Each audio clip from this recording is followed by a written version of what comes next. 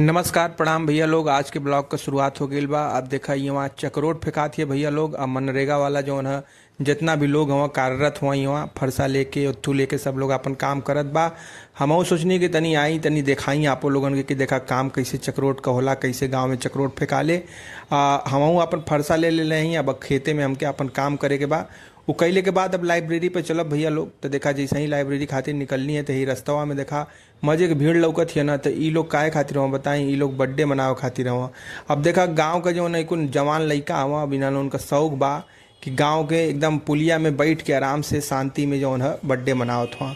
चला अब आप लोगन के एगो गाना सुना दी हम। चारि गो के पोस देले दूधवा पियाई के, चारि गो के पोस देले दूधवा पियाई के, चारि गो से पेट नहीं भरे गमाई के।